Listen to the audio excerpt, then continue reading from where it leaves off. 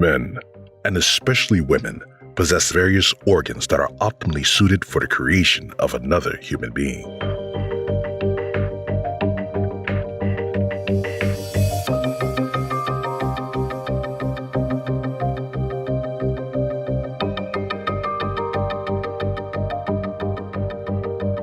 The ovary possesses about 500,000 eggs embedded in follicles.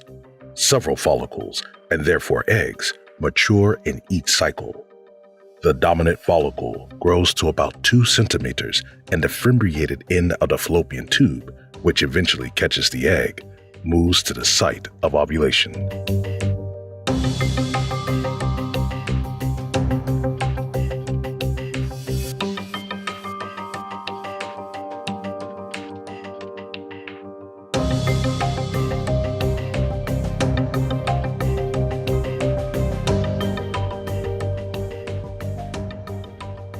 The egg consists of an outer layer called the corona radiata. Underneath is another protective layer, the zona pellucida. Both layers must be penetrated by the sperm cell in order to reach the cell nucleus that contains 23 different chromosomes.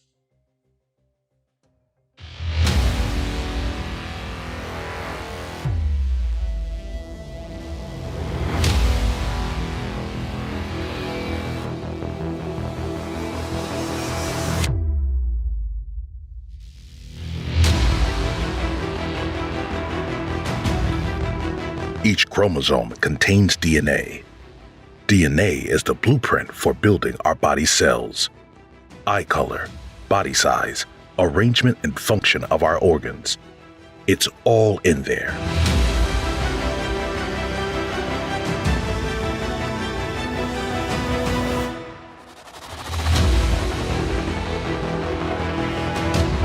If 2 identical chromosomes occur in one cell, we can later speak of trisomy.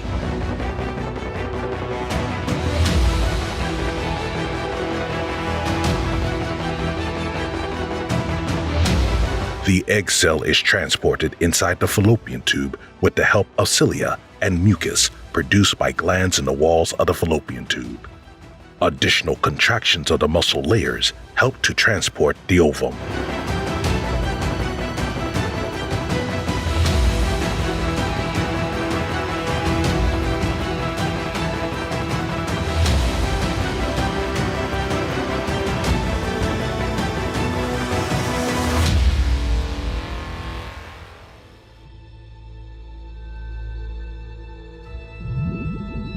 At a speed of about 3 to 4 millimeters per minute, something else makes its way from the other side of the fallopian tube.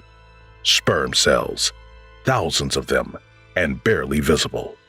They all have only one goal: reaching the ovum.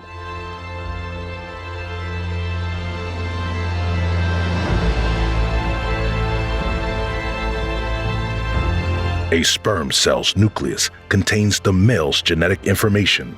Through messenger substances emitted by the egg cell, the remaining sperm cells find their way to the ovum.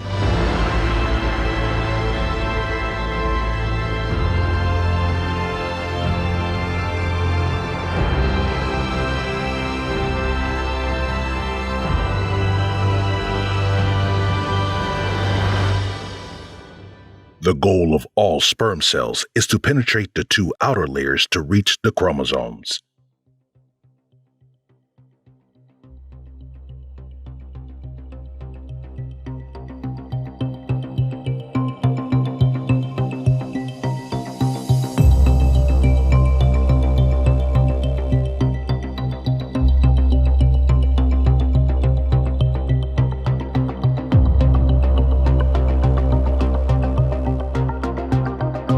The sperm cell penetrates corona radiata and zona pellucida, resulting in the degradation of the acrosome cap.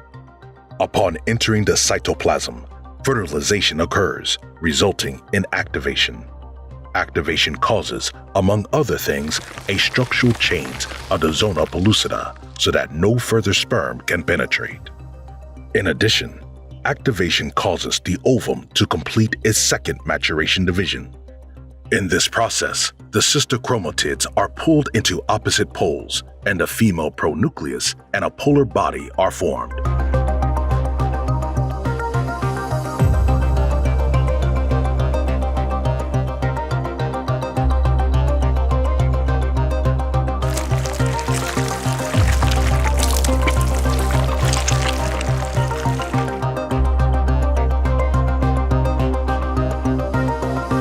The sperm's tail and head gradually degenerate into cytoplasm. The condensed sperm nucleus rapidly increases enormously in size, and the chromatin decondenses. Thus, a male pronucleus is formed with 23 unreplicated chromosomes that possess the genetic information of the father. As the two pronuclei approach, both double their DNA, resulting in replicated chromosomes.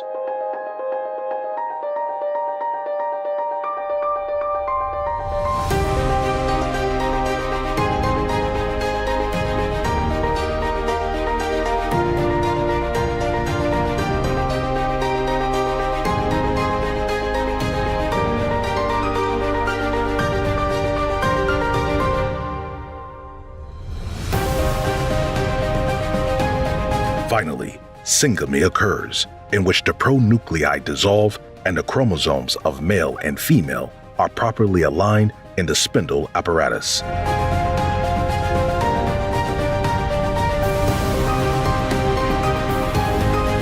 Now, the cell is called a zygote, which is the very first cell of the new human being. The stage of cleavage begins. In this process, the cell continues to divide. 2 cells, then 4, then 8. At a 16-cell to 32-cell stage embryo, we speak of a murula, since the shape resembles a mulberry. The cells are still enclosed by the zona pellucida. Thus, after each cell division, whilst the number of cells increases, the size of each cell diminishes. Finally, the blastocyst is formed. The blastocyst consists of a fluid-filled cavity, the cells of the embryoblast and the trophoblast. The embryoblast is the initial structure of the new human being, whereas the trophoblast is the origin of placenta and membranes. Let's see the individual stages in the fallopian tube. Fertilization occurs at the end of the tube. The first cell division takes place about a day after fertilization. Eventually, further cell divisions happen, forming the murula. And in the uterus, the blastocyst is created. At this stage, the mucous membranes of the uterus or womb has already been prepared for the implantation of the blastocyst. Usually, the blastocyst implants in the posterior wall of the uterus. However, implantation can also occur on the side, as we will see in a moment.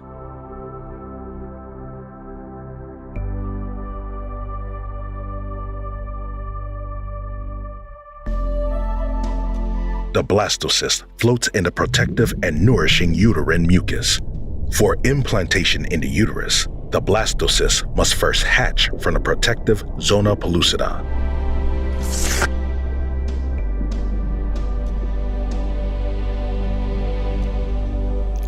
Then the blastocyst burrows further and further into the uterine lining, like a parasite.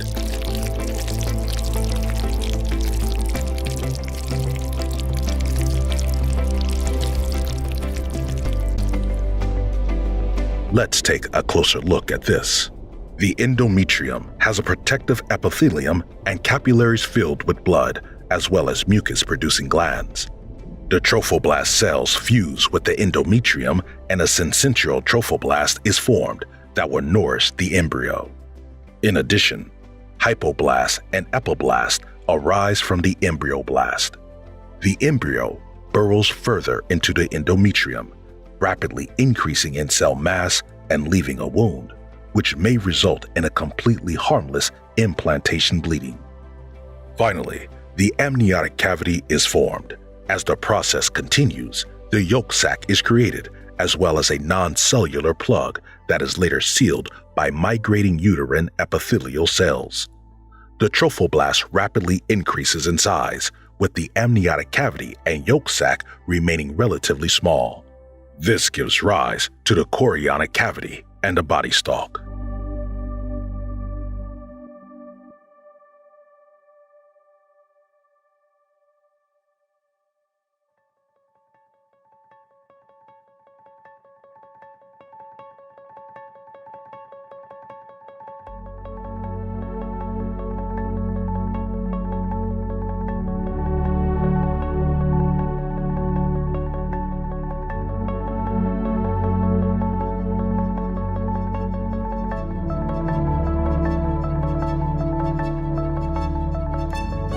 Three germ layers form from the primitive streak and node.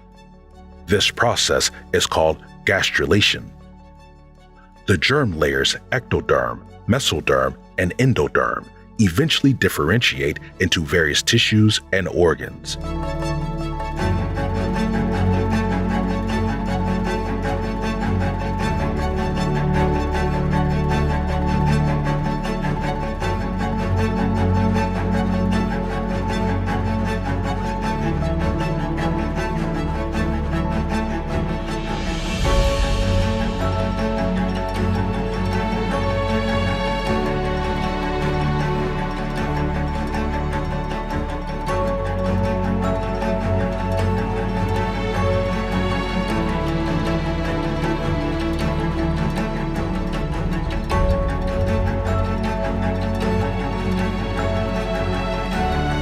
In the course of the third week of development, neurulation occurs. At that time, the foundation for the central nervous system is laid. The neural groove is formed, closing from the center to the sides. At the sides, small bumps called somites can be seen. The neural groove becomes the neural tube, which later forms, for example, spinal cord and brain.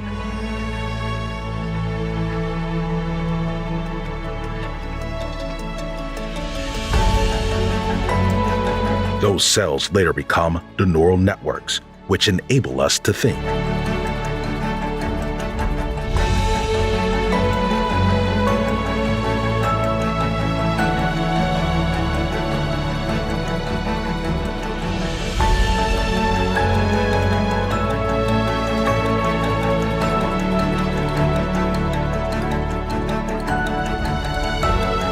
In the fourth week of development, this process is almost complete. The embryo is still in the amnion, which is filled with amniotic fluid that has numerous functions. The optic placodes, which are the basis for the inner ear, can be seen, and the heart is already pumping blood through the intra-embryonic blood vessels.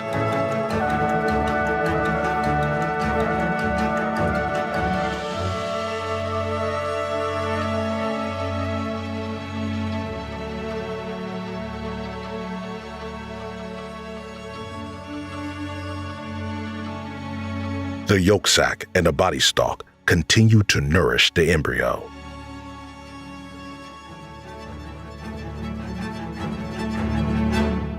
The chorion is the outer membrane and is connected to the body stalk. The chorionic villi are surrounded by maternal blood. This allows them to carry nutrients to the embryo and nourish it. We'll see more on this later.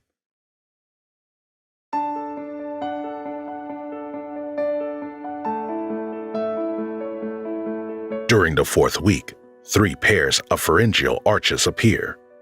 In addition, the upper limb buds are visible first, followed by the lower limb buds. The embryo is now curved in a C shape. The caudal eminence is tail-like in shape. The somites, which give rise to the cells forming the skeletal muscles and components of the skin, among other things, can still be identified.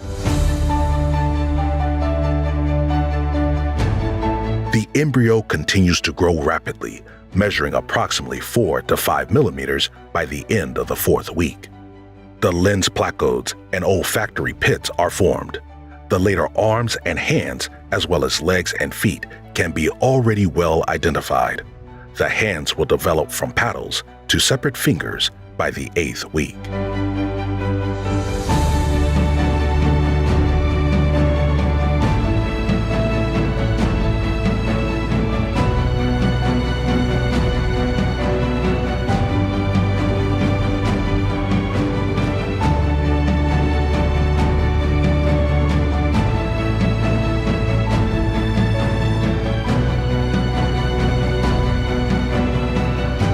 The embryo is about 23 millimeters long by the middle of the 8th week. The legs will not lose their webbed feet until a few days after the hands.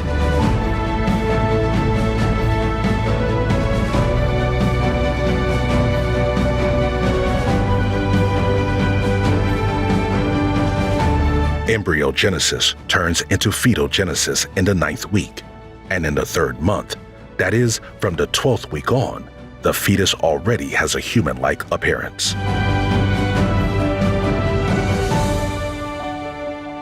The eyelids are closed. The skin is translucent. In the following weeks, the fetus grows and the ossification of the fetal skeleton takes place, so that the bones are clearly visible on ultrasound images by the 16th week.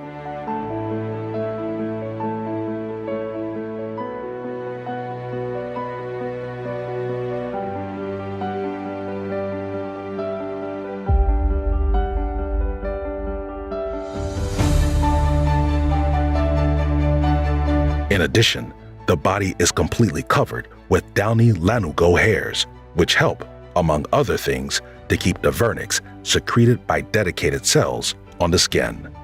The vernix protects the skin from direct contact with the amniotic fluid. From about the 18th week, the mother can feel the baby's movements. In addition, the sucking reflex has already been established.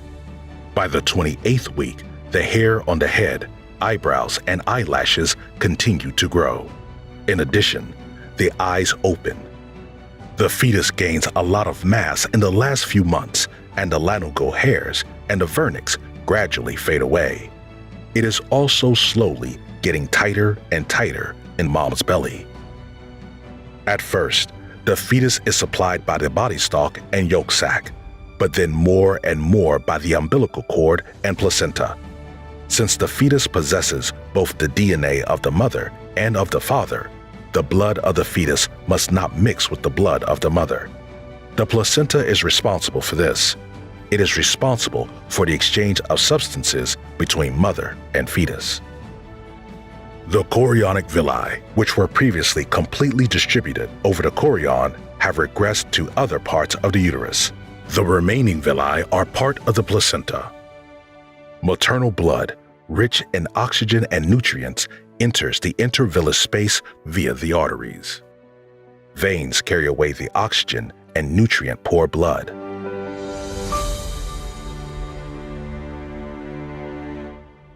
The chorionic villi extract oxygen and necessary nutrients from the mother's blood. Nutrients include carbohydrates, amino acids, fats, vitamins, and iron. Oxygen and nutrients are then transported to the fetus via the veins with the help of the umbilical cord. However, waste products also reach the villi via the arteries. This allows the fetus to release its waste products, such as carbon dioxide and urea, into the maternal blood. The mother's organism then takes over the excretion of these substances. After about 38 weeks, the fetus is fully developed. It measures 50 centimeters and weighs around 3,000 grams. The birth takes place now or in the next 2 to 4 weeks.